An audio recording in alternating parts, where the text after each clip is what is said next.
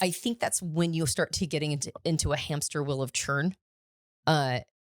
That's like the first phase is, you're not applying it in your life enough when you're obsessed with diagnosing everybody else's type. Now, I say this as a person who's been running the Profile Training course for over a decade, right? That's one of our flagship programs is we to teach people right? How to help people come to their best fit type. Yeah. We do a lot of work though in this area with our students to say, this is not what it's about. That's right. This is just to get you to the place. Well, it's that moment when somebody looks at you and goes, what do I do with this? What do I do? That's the moment that you want. That's where the application can start. That's right.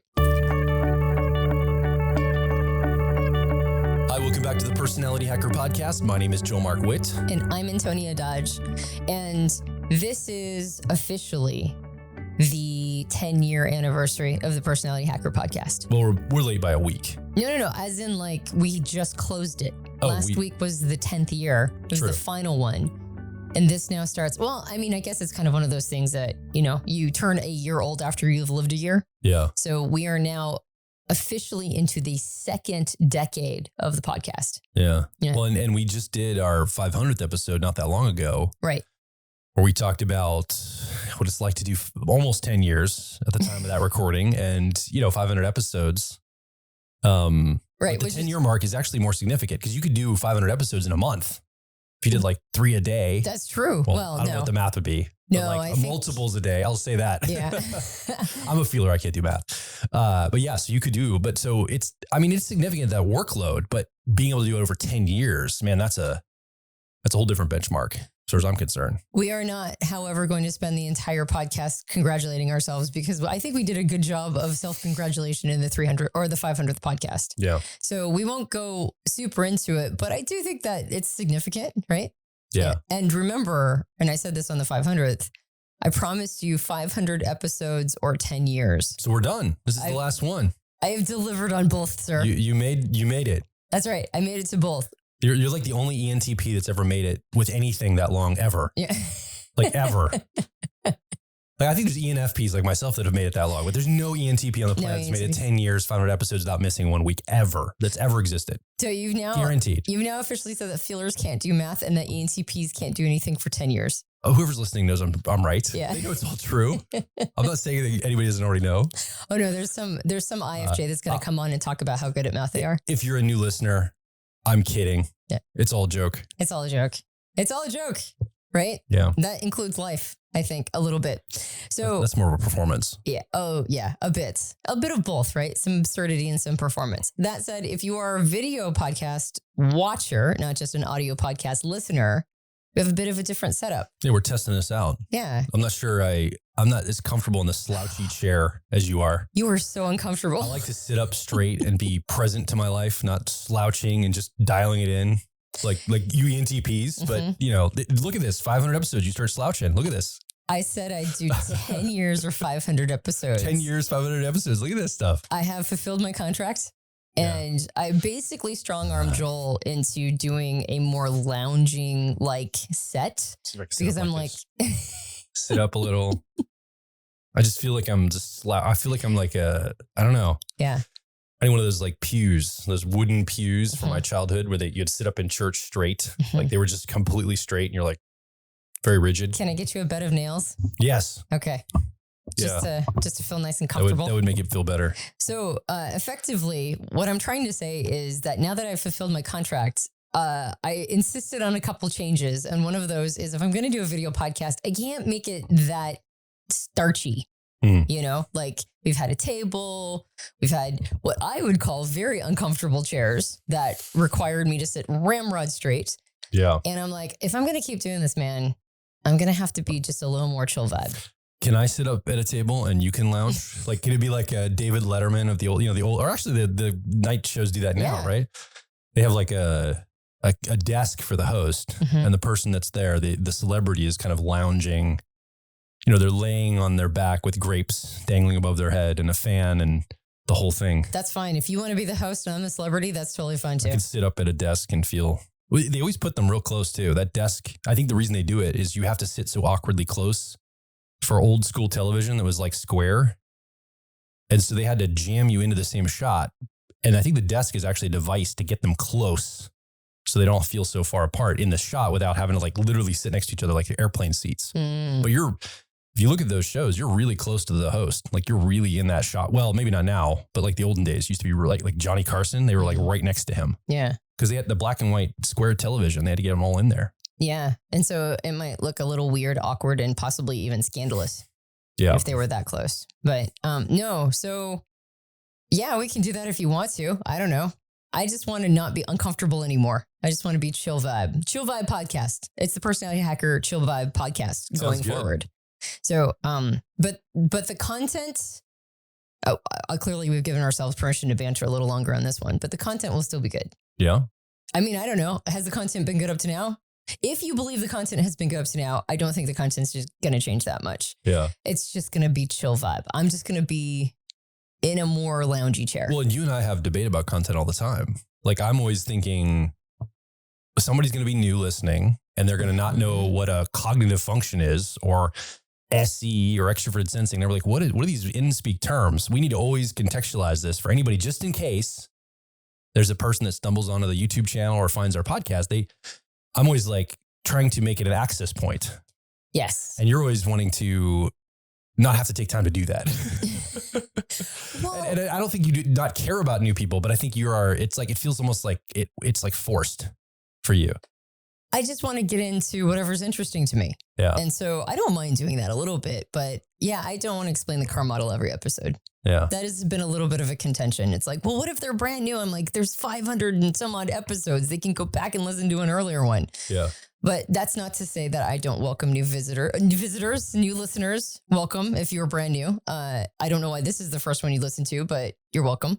But yeah, no, I think I need the podcast to be a little less intense. I need it to be more of like going for it. And as we enter the second decade. Yeah. If it's going to be sustainable, it's got to be chill. That's basically all I'm saying. We have to lounge. Within a month, we're going to be like in our pajamas, like laying on the floor on bean bags. That's right. We'll be in beanbag chairs. Holding the mic. Getting high. But it's like, didn't like John Lennon used to like record his albums on his back, like high out of his mind with his mic above him? Somebody told me that. I don't know. That's an urban myth. Yeah. ChatGPT-4 will tell me the truth. Yeah, that's right. If it's right or not. Go ask an LLM.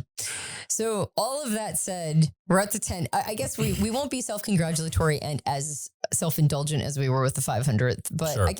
I guess I am a little bit in a bit of I'm in a little bit of like a pat myself on the head 10 years mode. Okay. I have to admit. That said, you mentioned that we've had differences in our druthers about how we talk in the podcast. Mm-hmm. You've wanted to be more accessible. You always say, well, what if my mom started listening and she's brand new and she barely knows what it means to be an INFJ? And I've always come from the position of the podcast is freely given. It's a gift, but I also want to be able to talk about things that are currently interesting to me. And if right now, things that are a little more deeper, maybe a little bit more Jungian, if that's what's interesting to me, I want to have permission to go there. Sure. And the reason why I mentioned that is because I think I've been thinking about this, and I think the meeting in the middle is application. Yeah. The meeting in the middle is how do you get it so that you're not too much in the weeds of type theory? Because it almost sounds like you want to make it accessible and I want to make it like super deep dive into type theory. And I was thinking about this. I was actually in the shower. I was like my introverted thinking, just like go real super deep on this. And I'm like, what's the center point? What's the center of the Venn diagram where you and I both meet? And the answer is whether or not we're making things very accessible or whether or not we're going a little deeper. Both of us are very invested in the concept of application. Yeah. Using type in a practical way in one's life. And so to me, even though I love models and I love talking about more than just Myers-Briggs, right? Enneagram, but then also spiral dynamics we've talked about. We've had lots of series on generational theory. We've had series on, archetype energies. We've had series on, things that are kind of run adjacent to type. But at the end of the day, to me, none of it means anything if you're not finding a way to become, to have it improve your life, to become a better version of yourself. Yeah. So I think I want to talk about in this episode the tendency we have to go a little too, not to go too deep into type, but to go deep into type without applying every step of the way. Doing deep dives, becoming what I would call type theory junkies.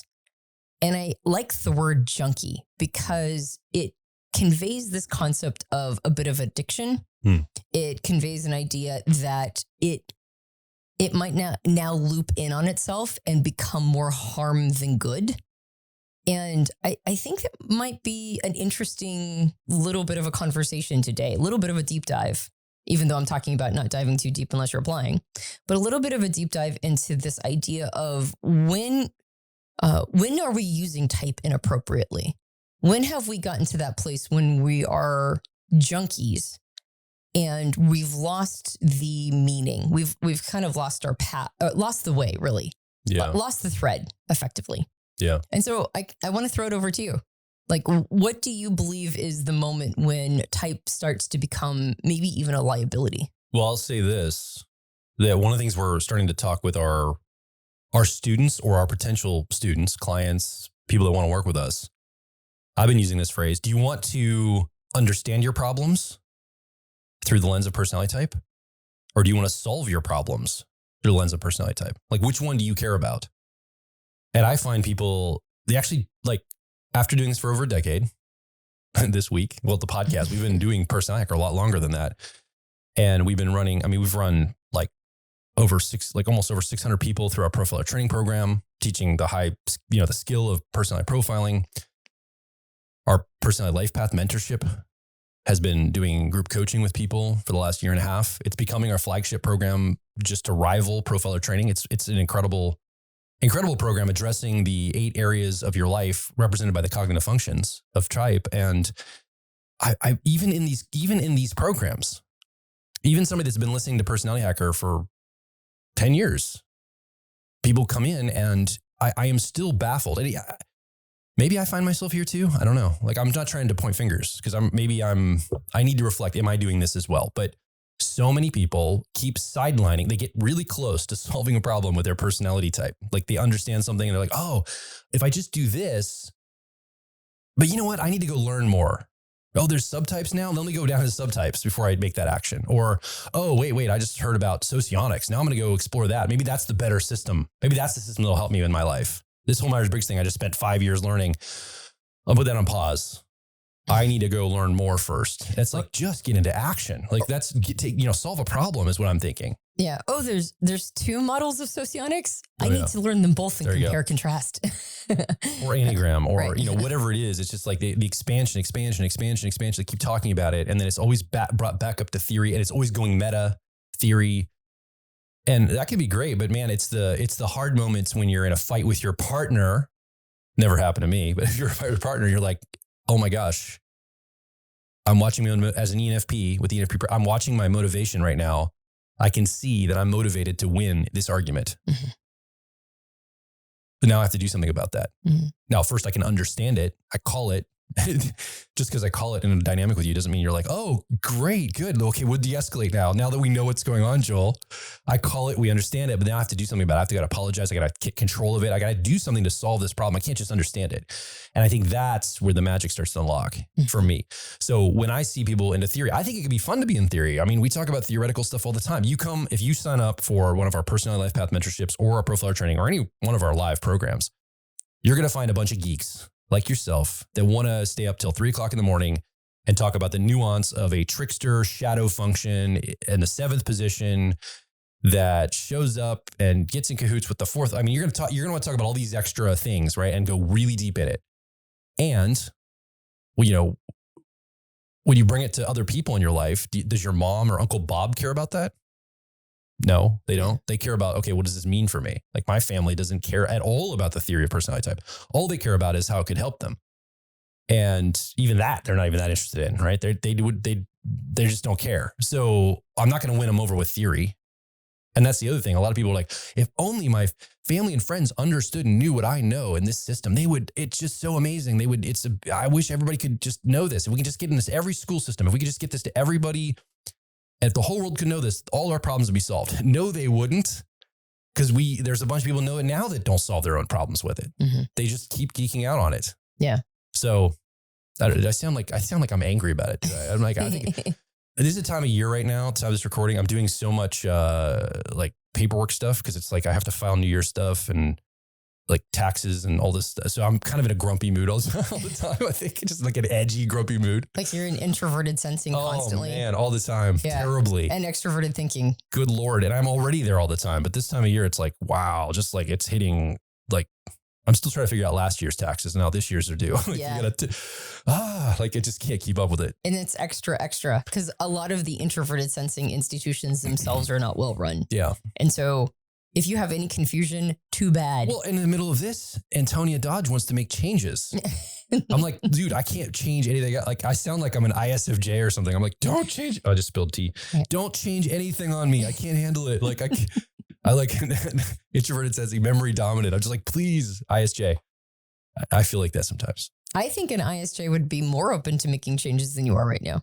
Probably. Yeah. Well, because I need something to be stable. Everything feels like it's changing right now. Everything feels like it's changing. Like we just got to notice that it's going to be harder and harder for us to email people. Mm-hmm. We do, broadcast emails to our data, our audience.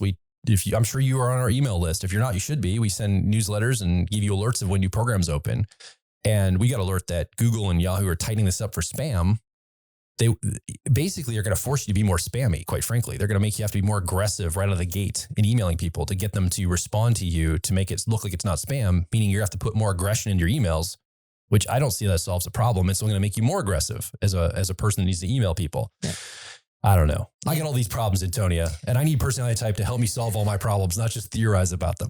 Well, and that's the thing. Yeah. Way to bring it back. Help me. Okay, coach me right now live. Let's do this. Let's get into it right now. Well, and that's the point is as a person with your type preferences, you can reflect and go, oh, I'm more grumpy than usual. I'm more grumpy because I'm being forced to be in my weaknesses. That is a fantastic piece of information, but it's not the end. What's the application? If you know that you have ENFP preferences, you run a business, you already have to do too much introverted sensing your memory or extroverted thinking effectiveness. Yep. And now you're in a time period of the year, it's the beginning of the year at the time of this recording, where you have to do even extra and you're like, I'm a little grumpy. Knowing that piece of information is fabulous, but what's the application? What do you do about it? Mm-hmm. And I ask you that honestly. What's the personality function of uncomfortable lounging? How do you, is that also introverted sensing memory? These are comfortable chairs. They're not bad. I just don't, I feel like I feel awkward. I don't know. I haven't gotten used to it yet. I think over time, this must be an introverted sensing problem for me across the board at everything I'm mentioning. I just got to get used to it. Mm-hmm. I'm just not used to it yet. Yeah. What was your question again? Sorry. The application. Yes, the application. So, like, how do I apply what I just said? Like the grumpiness, or how would I look at it in like a real way, not just a theoretical way, mm-hmm. or a descriptive way? Right. Well, I think knowing that I'm grumpy because of that time period, I think so. There is just self-awareness and knowledge. I keep thinking, why am I the one doing all this? Why am I the one doing this in our company? Like, I'm probably not the least equipped, but man, I'm not this is not my specialty. I'm not like good at paperwork or anything. I just find myself here. So I'm doing a lot of self-reflection. Like, is this self-caused? Have I signed up for this unknowingly? Have I brought this upon myself? That's probably what I'm reflecting on the most in a real way, is to say, did I not delegate this? Am I holding on to it too tight? Am I nervous to give it? And quite frankly, I am. Like, I am not, there's great people on our team, but I'm always kind of like, if our LLC doesn't get filed with the state it needs to be filed with, I'm always worried that like the lights are going to shut off and the whole business is going to collapse or something. So I feel like I want to be in charge of that. So I probably am gripping onto those things too tight. And then I think the other thing from a personality standpoint is if I can get more into, what matters when I'm in introverted space as an ENFP. This is particular to my personality type. ENFP preferences, introverted space. I have access to both of my introverted functions. And right now, introverted sensing memory, my 3-year-old in the car model, it's flaring up and I've got a lot of challenge around it. So it reminds me, I think, to know about type, to say, well, there's this part of me that's the translator. It's the part of me that's a co-pilot of my life. It translates between some of the best parts of me and some of the most challenging parts of me. And that's my co-pilot of authenticity or introverted feeling. That helps me navigate my life in the best way. So it reminds me when I'm into the introverted space, oh, wait, when you're introverted, don't be in your introverted sensing or memory. Move up into what resonates with you, what feels right, what's authentic. What do you actually care about? Do you actually care about finding that paperwork? At the end of the day, I actually don't. Except I care about Personality Hacker. I care about talking to you listening right now. I care about doing this podcast with you, Antonia. So as you go down the levels, I care because I care about all those things. And that has to be done to support those things. But in and of itself, I don't give a crap about filing a piece of paper. Right. Yeah. So I think that's what it does for me is it gives me places to go. It reminds me where to go and what to lean on with my own inner resources. And I think and I've developed that resource over time, like introverted feeling or authenticity. I have deliberately and particularly put effort to that for the last 10 years, 15 years or whatever. Journaling, writing, thinking, moving. Like I've grown that part of myself in a pretty significant way. Mm-hmm. And does it ameliorate when you remember to be an introverted feeling or authenticity? And I think I would probably wordsmith what you say is don't be an introverted sensing or memory. It's like, well, you can be in there. And in fact, you need to be. Yeah. But I don't want to be there all the time. I don't want to be stuck there. Right. You don't want to be gripped by it. Yeah. If it's bringing your morale down, like you don't want the uncertainty of that function to overwhelm you. So the application is to find your way back to home turf, to get into introverted feeling or authenticity, to remember why these are priorities because they're important to you and they facilitate all these other things. And then do you find that ameliorates your mood? Does it bring the energy back up? Sometimes, like, no, not during tax season.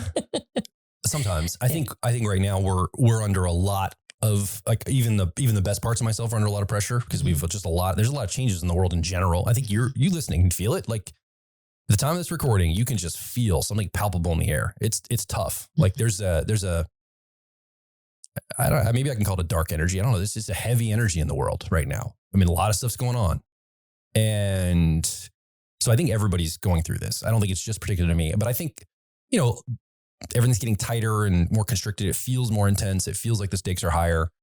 We're growing at our, Personality Hacker. We had one of our best growth years ever last year. And, that sounds like, oh, growth, that's like all positive. Growth actually puts more pressure on the systems that are there. Yeah, you do better, like maybe from a business standpoint, but you also have a lot more expenses, a lot more people to have to be accountable, a lot more moving parts. So it's definitely stretching me as a leader, as a business owner, as a content creator, like and I think the thing I'm maybe off tangent. I don't want to complain. Code switching is hard. Like, and so I think one of the things I'm realizing is I don't have a lot of resource. And my inner resource is extremely thin. So my ENFP personality is blaringly obvious right now. And I think that's really what we talk about when we talk about personality types is how do we know what your personality type is? Well, it's your cognitive preferences when you're under-resourced, when you don't have abundance of resource. When I have abundance of resource, sometimes I can look like an ENTJ. I can perform like, an ENTJ for short periods of time, or ENFJ and be very need meeting and all that. When I'm low resource, I do not have a lot of inner resource. I know that I'm going to be blasting ENFP energy all over the place. And that's a really big awareness. And so I think, somebody might say, well, what's wrong with that? Well, you just heard a few episodes ago, we had Avoiding Personality One-Sidedness with Dr. Darwin Nardi. He was on the main stage at our Profiler training event a few weeks ago. And we started off that talk by saying, Jung even thought this, Carl Jung, personality type's a problem. Your personality type is the problem in your life. And it's like, what? I thought it was me. No, it's not your identity.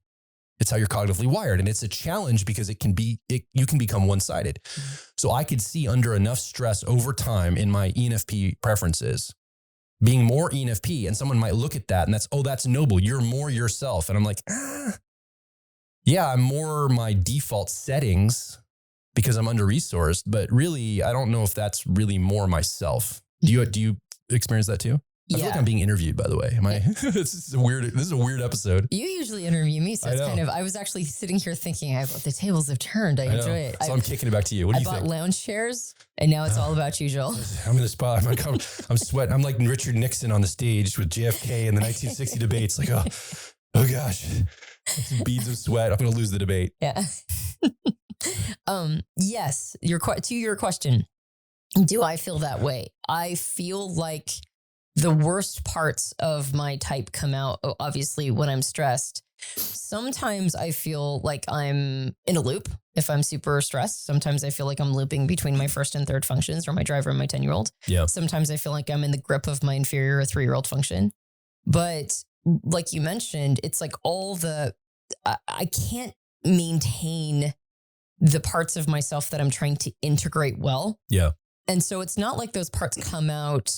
It's not like I'm just extroverted intuition and exploration or introverted thinking accuracy when I'm stressed. It's not like I'm that in those places, but they are places of certainty for me. So they are a ballast.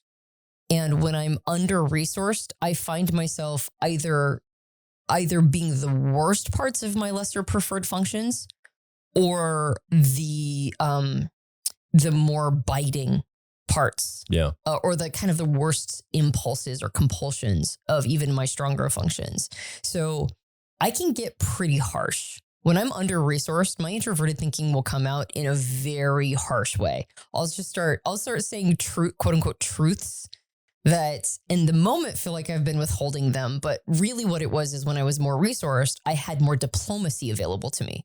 I had more of a capacity to be compassionate and kind, and meet the other person halfway and understand that they have an experience that, I may not 100% understand, but that doesn't mean it's not real to them.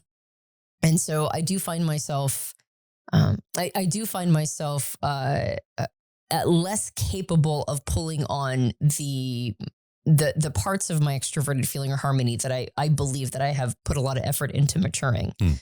And because that's taken from me, or it feels like it's taken from me, really what it is I just don't have enough chips to cash in to really use that part. Yeah. Now I'm introverted thinking accuracy in all the worst ways, which is harsh and critical, not necessarily in a personal way, but critical in a way with that it probably hits the bullseye for the other person. Yeah.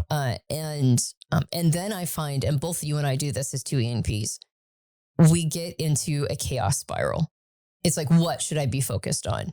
And if I can pull in my introverted thinking to tell me leverage points, I'm okay. But I get real tactical, and I get into a chaos energy of, do I work on this or do I work on this? Do I work on this or do I work on this? And then I just find myself hopping around. And the more, like you mentioned, code switching I have to do, code switching being really different activities that require me to attend to both of them in a very short sequence of time. Like first I have to do homeschool, but then I have to do coaching, but then I have to record a podcast, but then I have to run a program, but then I have to write an email. Like all of the code switching almost becomes like this chaotic swirl in my extroverted intuition. And I definitely find myself in the lesser parts of those functions. And so to go back to the point though of application, I know from my experience of you, had you been in the same situation we're in now 5 or 6 years ago, I think you would be freaking out. Yeah. I think all the work you've done in your introverted feeling or authenticity has been such a centering ballast that even when you're in an under-resourced place and you find yourself like kind of doing that ENFP thing where kind of bouncing around and even getting kind of in a loop with your extroverted thinking and doing this thing and then doing this thing and taking on more and overcomplicating stuff, I still feel like you have done enough work in your introverted feeling to have the most amount of centeredness and ballast that I have experienced of you since we met. Yeah.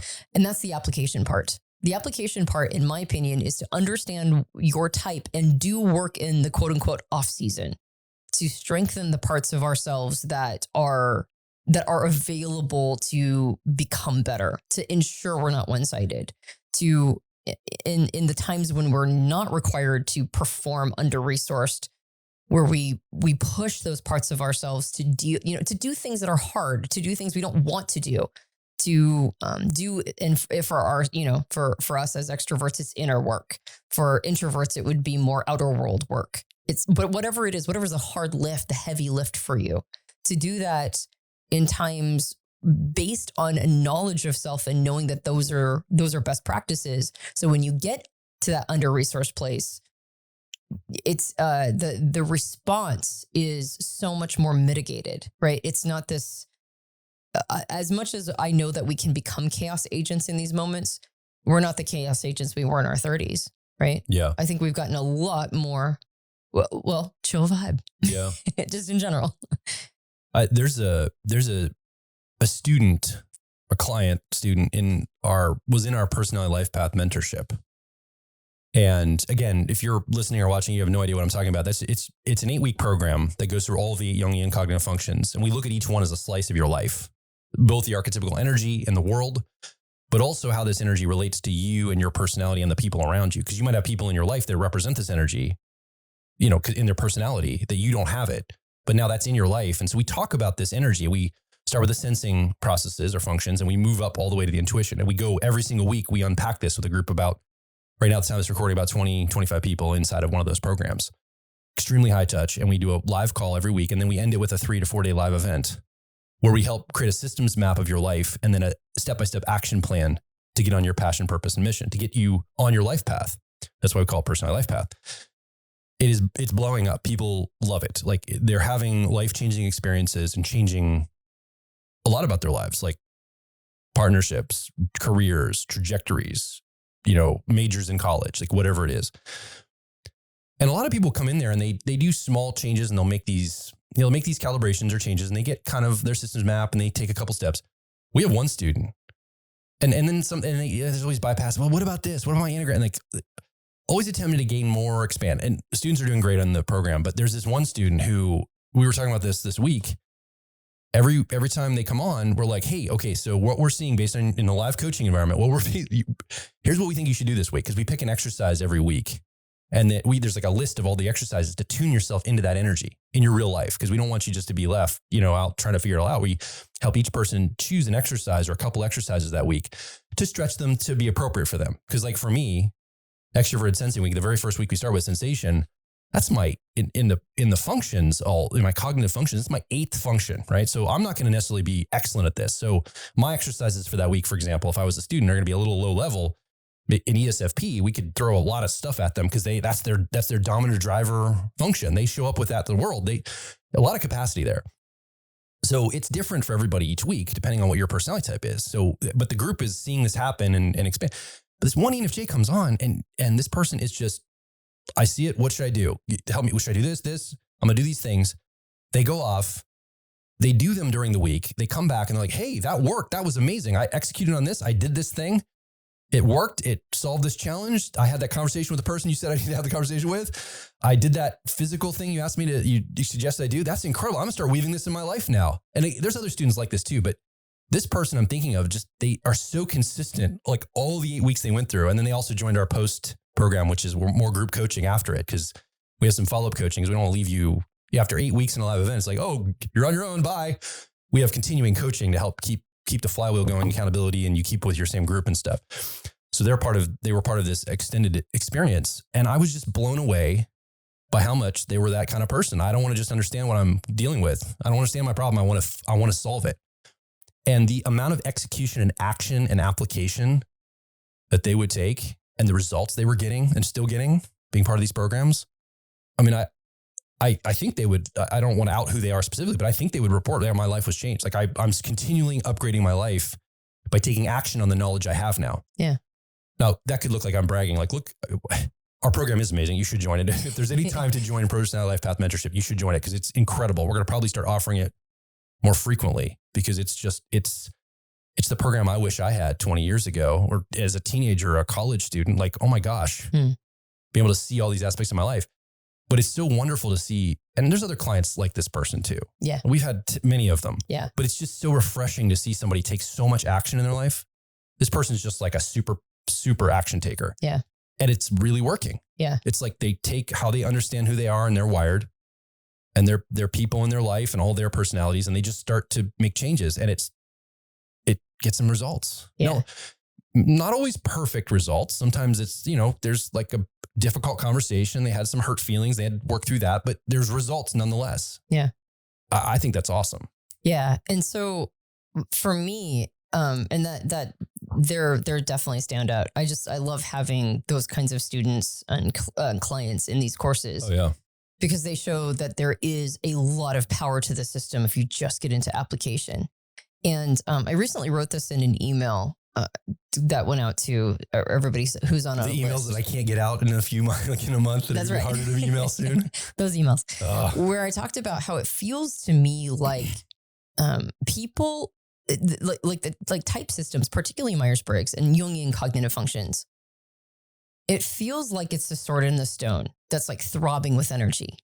And because it's throbbing with energy, and because the person who can pull the sword from the stone gets an extraordinary prize, right? They get rewarded with power. They get rewarded with the power of the sword in the stone. Can we say pulsing instead of throbbing? Yes, we can. I don't know why. It's just like, it made me like chuckle. Okay. Are we still doing phrasing? Yes. Pulsing with power is fine. Or radiating with power. That's how throbbing just sounded very, I don't know. What do you want, Joel? Tell me the word. So I can continue on with my... Go to your point. Okay. We'll use throbbing. It's fine. A large, big, throbbing sword in the stone. Let's continue. Joel, I'm in the middle of an analogy here, okay? You're going to have to let me have it. So there is a power that emanates from the sword. And because of that, it gathers attention. It gathers people's... It's almost hypnotizing. And we find ourselves circling it, and we find ourselves fascinated by it. And maybe another person comes along and is equally fascinating. And now you're talking about it. Now there's two of you and you're talking about the sword. And now it's collected all of these people and they're all standing around it. But nobody ever actually grabs it by the hilt and pulls it out of the stone. Nobody actually grabs it and uses it to its full capacity. Almost like the power the same power represented in it, the same power that attracts, also on some level is kind of scary, because that sword allows you to start carving the life you want. That's what it does. And it feels to me that the type system that has changed my life personally. The reason why I know that it has this level of power represented in it is because it changed my life. Me too. Right. It made me, it allowed me to escape situations that were horrifically wrong for me. It allowed me to find myself. It helped guide me into the best version that I could, like, at any given time. Of all the systems and there's systems that I absolutely love and models that I absolutely love, but I keep coming back to this one because it's the one that most consistently diagnoses what's the next lily pad for me. Like, what's the next phase? What's the next thing I'm supposed to be doing to become more whole, to become the most me? And so I understand that it has a ton of power. Now, I might not have understood it had I not been in a terrible situation where I had to have a lifeline.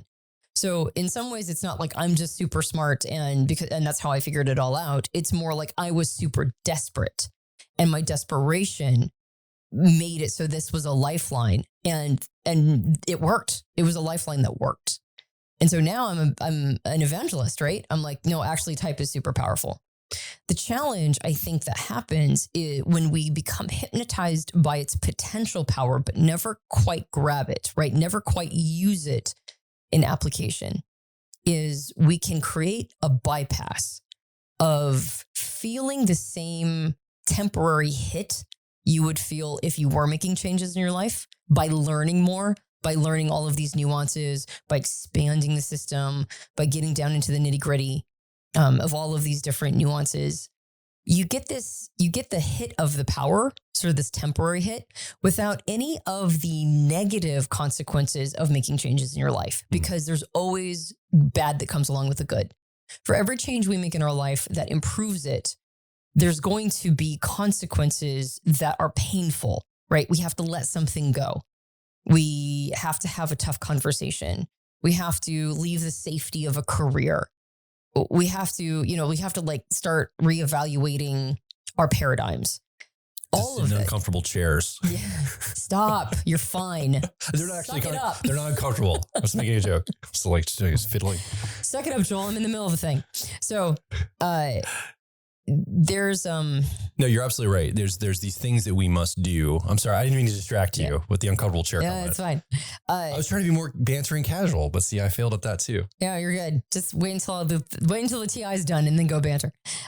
So there's always a cost, and that's why we don't do it. Yeah. Right. Because there's effort, there's hard things, there's pain. There's the whole concept of the way out is through. Yeah. It really means that if you want to stop suffering, you're going to have to eat pain, right? Like you're going to have to be okay with the pain right now to get to the other side. And so when we become theory junkies, we get a hit. We get a hit of feeling like we just learned something that could change our life if we wanted it to. We get that hit of like, ooh, I just learned something new. That was awesome. Yum, delicious. Without the pain, the discomfort, the application always costs us. And so I think the reason why our appetite becomes voracious for type content sometimes is we keep trying to get that hit to be sustainable, but it's not sustainable until we get to application. Yeah. Just learning more theory it can become like junk food. It can become to almost like empty calories. It makes us feel full, but we don't feel full for very long because we're not getting the nutrients that our soul is craving. Only application does that. And I think that you can start applying type knowledge at literally every level of theory. You can learn that you're an introvert or an extrovert, and it can change your life. Yeah. You can learn that you're an intuitive or a sensor, and it can change your life. Same thing with thinker, feeler, same thing with judge or perceiver. You can, on top of that, learn that you have certain type preferences. Learning that you're an ENTP or an ENFP or whatever that type is, that can change your life if you start applying it, if you start applying your understanding and awareness. When you start getting into functions, just learning that functions are a thing, that there's perceiving and judging functions. Part of our mind learns information, part of our mind makes decisions. Just that can change your life. Just knowing that. You start to get into your cognitive function stack, knowing what your first and second function are. That can change your life. Knowing what all four of your preferred functions are changes your life. It can change your life if you start taking it to application. Yeah. Learning the 8 function model, it can change your life as long as you're applying it every step of the way. But if you don't apply it, if you didn't apply it when you learned introvert, extrovert, and so on, if you didn't make any application changes, made no changes to your life, your environment, your relationships, to anything based on this information, you just learned more, it's not going to change anything. It's not going to change anything, right? Yeah. You will not actually be experiencing the power of it. You'll just be sort of hypnotized, transfixed, wandering in a circle around this sword. If you can figure out how to unlock it through application, though, like it can go back to the source code that Carl Jung originally wanted. And this is why he didn't like type. He thought type was going to distract people away from real inner work. And he wasn't wrong. Yeah. Even though it's a pathway to it, even though it's the on-ramp to some of those most powerful inner work you can do, it can become a massive distraction. And it can feel like you're making progress. It can feel like you're getting nutrients, but it's just really potato chips, honestly, at a certain point. So I think one of the major things I've personally learned, and I'm going to wrap it back into having done this for 10 years. Yeah. One of the major things I've learned in the last 10 years is that there's no substitute for application. And I would take a person who has just learned dichotomies or their type, I would take them applying the information and improving their lives over it or with it over somebody who knows every square inch of every type theory that exists any day. And I think that the former is honoring the model. When you're applying it, you're honoring it. When you're not applying it, you're just learning more, you are dishonoring the model, in my opinion. Do you think you know more about the system and model now than you did 10 years ago? Oh, yeah. I do too. No question. And And what's interesting, sometimes our students are clients that come into some of our high level programs, and even just our general live events or something like that. Sometimes I can see disappointment in people's eyes when maybe they come up to a microphone at one of our live podcasts and they're asking a question for like some live coaching, or either at one of our personal life path mentorships or even profiler training or advanced program or something. They might ask for advice or coaching, and they're almost sad or disappointed when it's not a complex answer, when it doesn't have like nuance and complexity. Well, that's your analytic, fourth function, all these extra definition. And we're like, look, this is really what it is. We go back to the thing that they aren't doing, like the action they're not taking. And you can almost see a disappointment and like a crestfallen nature to, I want it to be more complex than this. I don't want it to be just simple, like get into my Copilot and grow that. Like that can't be it. Right. And this ENFJ person I'm talking about, that's the kind of person they hear that and they're like, okay. And they just go do it. Right. They don't feel the need for it to be overcomplicated to go take action on it. And that's what we found. We've actually gotten more simple in the way we teach this, guide this, coach this, and everything. The longer we do this, actually coaching with this, with real people in their life, the complexity is it kills action. It kills application. Yep. It kills the ability to have it change your life. Now, you and I have decided to learn all of that so we can access all of the nuance that we need to when we're in a live coaching environment or dynamic. But usually it's not appropriate to bring much nuance or much depth out in that application format, because we're trying to solve something with you want to understand your problem, you want to solve it. Mm-hmm. You want to solve it. We strip away all the complexity. There's usually very simple things that we need to do or focus on. Yeah. They're not easy. Right. But they're usually simple. Yep.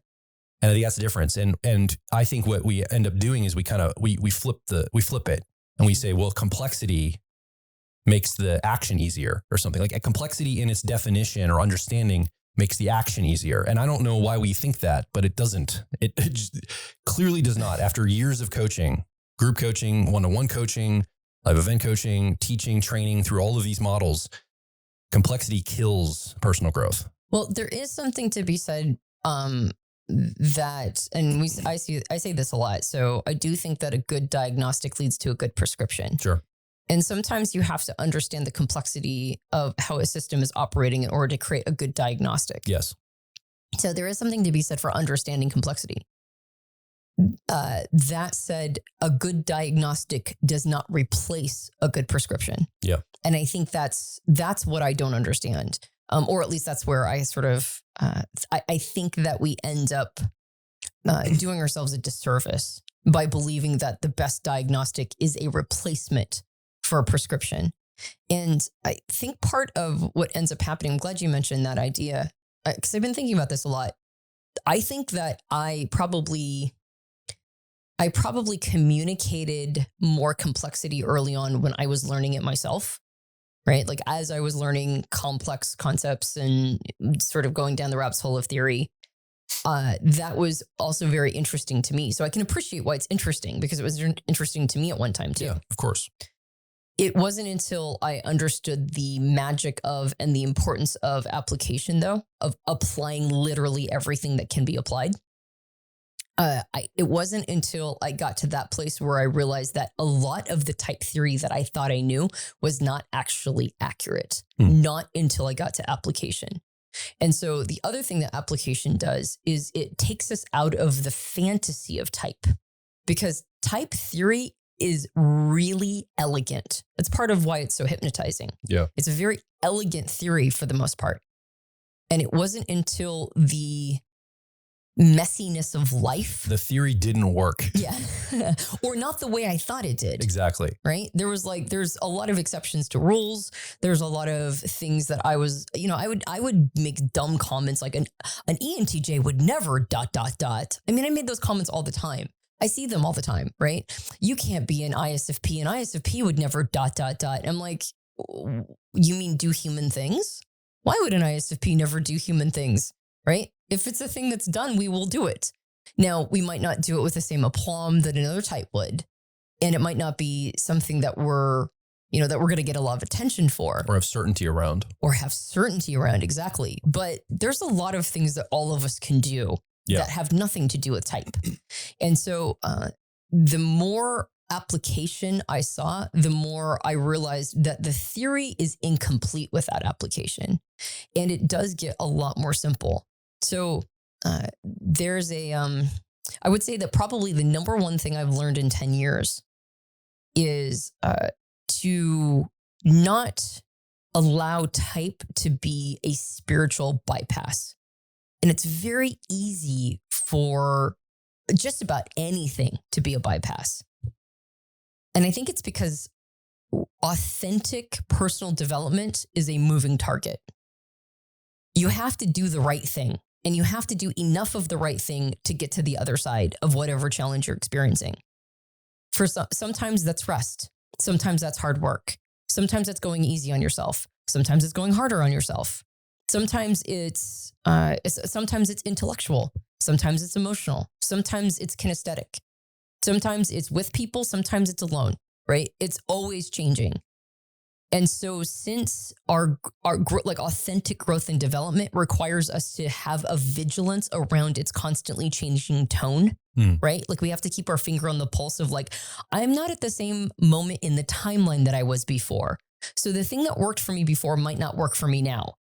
And I have to be okay with that. And I have to be ready for that. And I have to be willing to let go of preconceptions all the time. I have to be in constant perpetual beginner's mind about myself in order to do authentic growth, because I'm not the same person I was before, especially if I benefited from the growth I did before. And so the application of type also teaches us how evolving all of it is. And so if we get too attached to the theory of type, if we become too much of a quote unquote junkie around it, and we get our little hits of thinking that we know everything and that we're intellectually superior to other people. And I would say probably the number one symbol of this is when we overfocus on the importance of diagnosing people's types. Right. And that seems to be like, you can tell that that's when people are in a churn. But that's the application for a lot of people. That's the application for a lot of people. You're right. Like, so they're saying, I am applying it, Antonia. Right. I'm trying to help type people. Right. Exactly. Right. So isn't that what you're talking about? Applying it? That's what I'm doing. Right. And so I think that's when you start to getting into a hamster wheel of churn. That's like the first phase is, you're not applying it in your life enough when you're obsessed with diagnosing everybody else's type. Now, I say this as a person who's been running the Profire training course for over a decade, right? That's one of our flagship programs is to teach people, right? How to help people come to their best fit type. Yeah. We do a lot of work though in this area with our students to say, this is not what it's about. That's right. This is just to get you to the place. Well, it's that moment when somebody looks at you and goes, what do I do with this? What do I do? That's the moment that you want. That's where the application can start. That's right. Yep. And it is a complex thing. It is truly a complex thing to help somebody come to a best fit type, because you have to have mastery over the system and you have to have an understanding of an individual. You have to have enough understanding of the individual to be able to pair them with this complex system. And that means that you have to know them. Like this idea of being able to run around and tell people that they're mistyped and you've never met them, you've never had a conversation with them. The hubris of believing you know somebody's type better than they do when you've never had a conversation with them. You might have like seen one video or like read a handful of, like a half a dozen tweets or something. And you're like, you're not this type. This type would never ... right? So you can tell that when people are obsessed with being the best at that, there's a bit of an application churn happening, right? That is the level of the application. Yeah. You start truly applying it in your life. You become a better version of yourself. You find wholeness of self. You improve your relationships. You start reevaluating your thoughts and belief structures. You improve your relationships with people or complete them, because that's where it has to happen next. You make changes in your career or you ameliorate your career. All of those things, that's the application. And it's watching yourself be able to handle things. It's maturing, right? That's what personal growth is. It's accelerated maturity, right? And when you watch yourself mature much faster than your contemporaries of your same age, when you watch yourself become, like I mentioned, 5-6 years ago, the same context we find ourselves in right now, we probably would be freaking out about, but we're not freaking out about it, right? Because we've done a ton of work between then and now to make it so that, we're stressed. There's a lot of things going wrong right now. We're not handling it beautifully, right? We're not handling it with elegance, but we're not devolving, right? Which is probably what would have happened half a dozen years ago. So I think it's hard to communicate the importance of application enough. And I actually think that it's and we've been talking about it a lot, I think, in recent podcasts, but it's really, I think it's what separates, it's what separates the actual masters from the enthusiasts. If you can start improving your life with the content, now you have mastery of the original intent of the type system. Yeah. It is interesting that I think I came to, my motivations were much more ego driven at the early days of my understanding of personality type. If I'm honest with myself, I truly wanted to know more about people than, I wanted to have the upper hand. I think that's one of my core motivations very early on is I can know more about that person. They know about themselves. That's cool. There was a little bit of motivation there. And then I think the instinct too is to put your mark on it. I noticed like a lot of people when they get into personality type, especially 5, 6, 7 years ago, people were like, I'm going to go create a new assessment, or I'm going to create the new Joel Mark Witt assessment system or whatever, the JMWA, and it's going to be the better typing system. It's like, that was where a lot of the effort was placed rather than, how can I use this in my life? Like, how can I use this to grow or improve my relationships? A lot of people were like, especially in our world, that we're there, and it was kind of like to further some kind of a knowledge base or to define it better or to recontextualize it in a better way. And I still see a lot of energy there. And it's interesting to think it draws up. I'm wondering if is everything we learn like that? Like if you learn about like how to play Magic the Gathering, do you get like ego driven and you want to create another system to define it? Like it really speaks to just how much power is here by what we do with it around our ego. To me, to say we don't really do that with other things as much. And we do have ego plays with all sorts of stuff, but we really do ego play here. And it's just very fascinating to me. And I think I go back to the question at the very beginning. Do you want to understand your problem or do you want to solve it? Do you understand your personality or do you want to use it for something to further your life in some way? Yeah. And, we've seen people do both. And I think there's tons of validity to just theorizing or understanding a system. There's nothing wrong with it, I think. I don't think there's anything intrinsically wrong necessarily, but I do think that it creates a cap. And I would continually recommend people dip their toe into a lot of application. Well, I get peeved because that just distracts people that need help. Like I get a little frustrated because it's like, there's somebody that needs help. They find some YouTube channel of somebody talking about type theory and they get a sense of, this could help me. And they follow this rabbit trail. It doesn't help them at all. And they get disillusioned. They're like, they told me this. And now it just feels like, it doesn't go anywhere. And then they get turned off to the whole idea of tuning into their personality. And now we've got, instead of somebody that can understand the power of the system, they're kind of against it maybe, or they have disillusionment, or it's a little frustrating. But other than that, I can't really see, I guess theorizing is, that's where people start to kind of understand stuff and go that route. I don't know. And I think it's valid to mention that you started out it being about like ego over others. I mean, everything's about ego at the end of the day, right? Because, the upper hand though. Yeah. Yeah. But it's like specifically the power play, right? The upper hand element. The I know something you don't know, which is can be a bit persuasive in any community or a series of communities that organize around systems that have power. Yeah. I've seen this happen with spiral dynamics. I've seen it happen in Enneagram. I've seen it happen in like basically every community. NLP, hypnosis. Yeah, exactly. And it's understandable to start with the ego play. I think everybody does, right? Because we're just trying to get along, right? That's part of survival. I think the reason why I'm harping on this subject so often is because, well, maybe it's an enlightenment for me. And whenever something is like really clearly obvious, when I gain clarity around something, I end up harping on it for a while. And even though application has always been, in my mind, a path to mastery, or at least not always, excuse me, it became that way at a certain point. It started to become clear.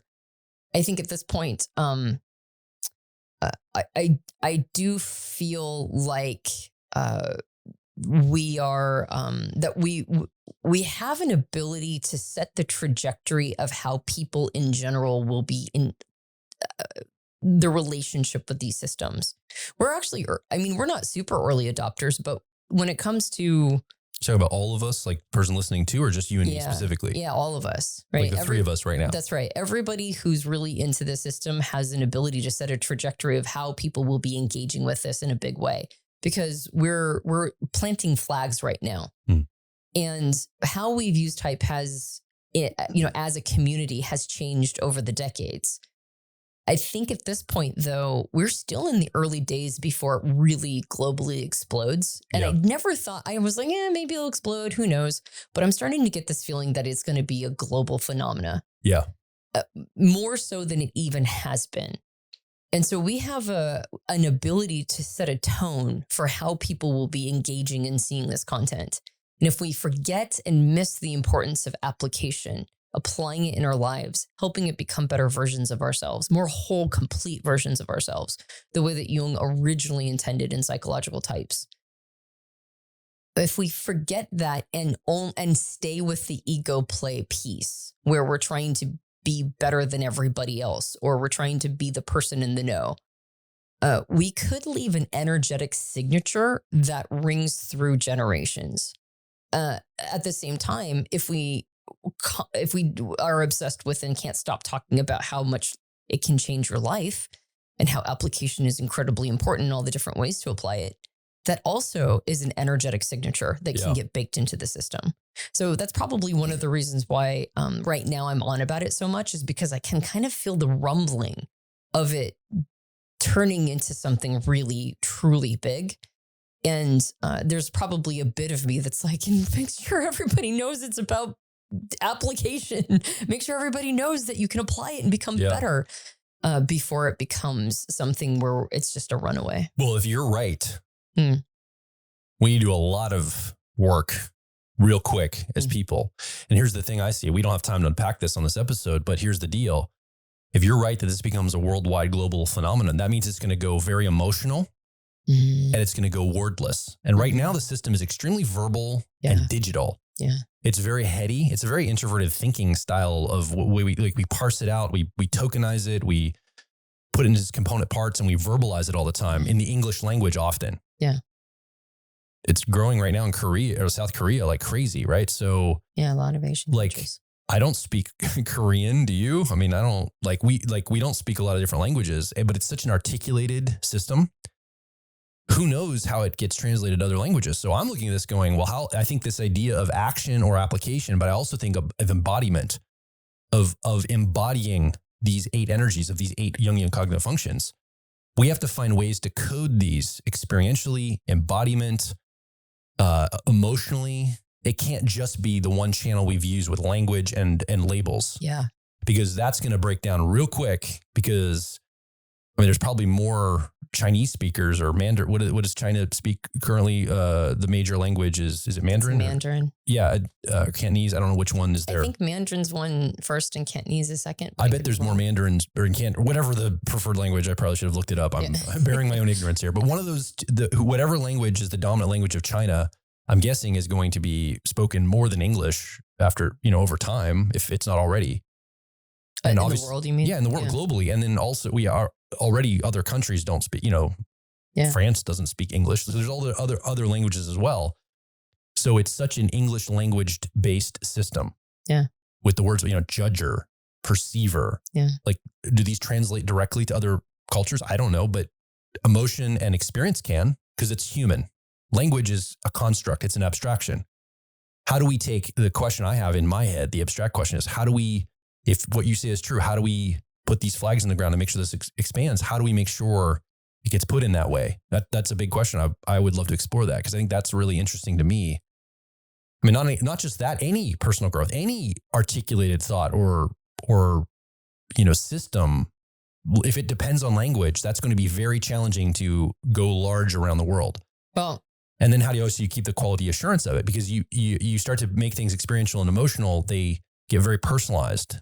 So these are the things I think about all the time. Well, I think we'll probably have answers soon since large language models are translating into other languages incredibly quickly. Yeah, I'm sure AI is going to solve a lot of this. AI will be solving a lot of the articulation piece, but that doesn't undermine your point that it's also going to have to be experiential. Yeah, and that's what we're really working on. Yeah, like we keep designing things that are more experience-based than articulated-based. That's what our PLP is, our personality life path mentorship. I mean, keep talking about it. But we made it experiential on purpose. Right. You learn about the function experientially, archetypically, and how it shows up in your personality. And you go out in the world and you do something as an experience to test that and see the results. You're not talking about it with your friends and family. You're experiencing it, getting the embodied experience. Now, NTs like yourself don't like, you like to talk a lot. Well, it appeals to people like me, like feelers. We like to go and do, like we kind of emotional. It's more vibing. It's all those things. So, well, specifically with experiences, though, I think this is part of how we're trying to integrate our extroverted sensing eighth function is by honoring the importance, like the absolute imperative nature of experience learning. Yeah, and it's part articulation, but it's part just doing, right, and feeling how things are different from the doing. So I think that's a big piece of it. I think you and I our eighth function really came online for us the last couple of years where we're like, oh no, extroverted sensing is super important. So we should be doing more of it. Yeah. We need to be experiencing. So all of that said, I think I've evangelized long enough for this. Like, this is the set. This is me sort of planting a flag in the ground for the first podcast of the next decade. For us, of our next decade. Oh, wow. Right? You're right. This is the first one. That's right. And I just want to thank you very much I watched you do a lot of like fiddling, shifting in your chair and trying to figure it all out. I'll get used to it. I don't know how to sit in a chair. I'm an ENFP. It's all new. This is a brand new chair for me. I don't even know what's going on anymore. I don't know what's happening. I've never sat in a chair before. It's a new experience. I appreciate That's how it feels. Thank you for letting me have this one, by the way. Yeah. Have the new setup, the new decor. We can join all the lazy slouching podcasts on YouTube. I love lazy slouching podcasts. We're part of all of your sloppiness. We're here with you. You won. Oh, you're such a snob. I'm kidding. Such a snob, Joel. I'm not a snob. I just don't know how to sit on a chair. Sit up straight. Wear a tie. Tuck your shirt in.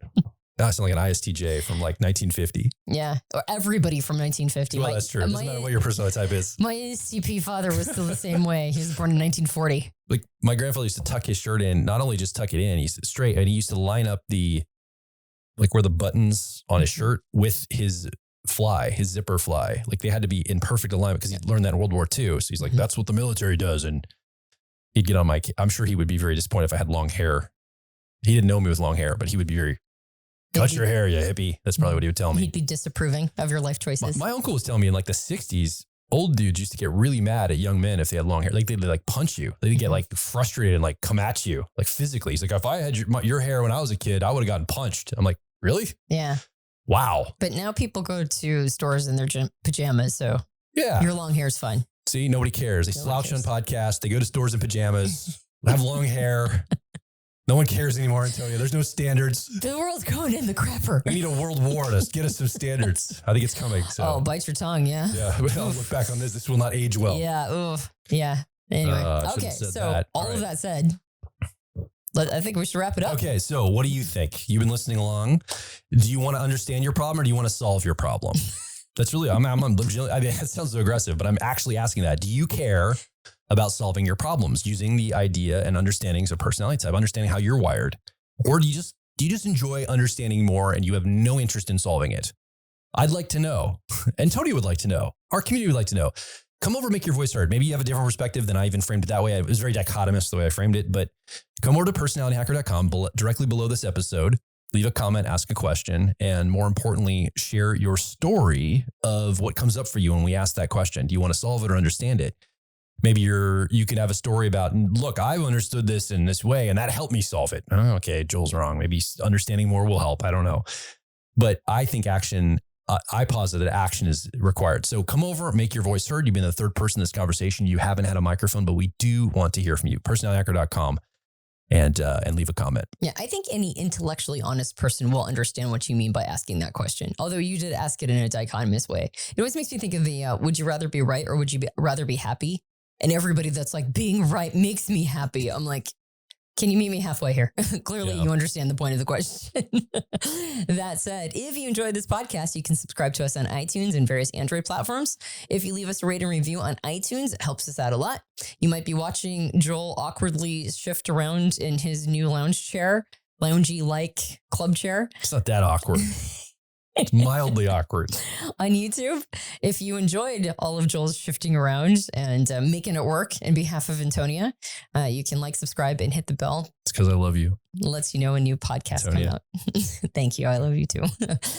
Join our PLP course, Personality Life Path. It's game changer. It honestly is. It's a bit of an investment, but it will change your life. So I don't know. Is that worth it? I think it is. So if you are listening at the time of this recording, if our Personal Life Path program is available, I get thee to step in and join it and have an amazing, incredible experience. Yeah. Extroverted sensing sensation experience, especially if you're intuitive, but even if you're not, it's like, just come like have a game changer of a time. And if it is not open and available right now, then come join our interest list. And we'll let you know when the next Personal Life Path program opens up. And Will, INTP preferences, he was on like a year ago talking about artificial intelligence and large language models. Yep. He has not been part of our Life Path program yet. He's friends of ours and he wants to join it, but he said, I have to join this because the people that have been through it will not stop talking about it to me. They are annoying the crap out of me because I haven't done it yet. I cannot tell you guys. He told us this like this past week. He said, you have no idea how much people are out there that have been through this program talking about it, trying to get more people to join. And I think that's one of the best testaments ever is other student, client students that have been through the program talking about Personal Life Path. I know we're talking about a lot on this episode, but I think I'm excited about it. Me too. I think I would love for that to be pretty much the primary thing I do. Yep. In my life is to run people through that program, watch them have those experiences. Yeah. I had some personal experiences of that lighting me up in a way. Like I learned stuff from it. It awakens me too. Yeah. Like it changes my life every time we facilitate it. I'm like, I can't do it enough. Like I change every single time watching, like guiding this whole thing. I make changes. I'm like, this is incredible. I can't believe I get to do this in my life. Yeah. I would love to do it more. So running that program feels like if I'm a widget for the universe, this is the widget I am. I run that program. Like that's it. That's what I do. It's the most ENTP thing ever. I would say like if that's my life purpose and mission and like the passion of my essence. I'm a widget that runs PLP. That's what I do. It's so not ENFP when you say it. Like, it is not. I'm just the widget that does this thing. Are you saying an ENFP would never say it? An ENFP Antonia would never theoretically say that. Ever. All right, we gotta wrap this up. Yeah. We gotta do stuff. Let's stop talking. And we gotta do stuff. So anyway, my name is Joel Mark Witt. And I'm Antonia Dodge. And we'll talk with you on the next Personality Hacker podcast.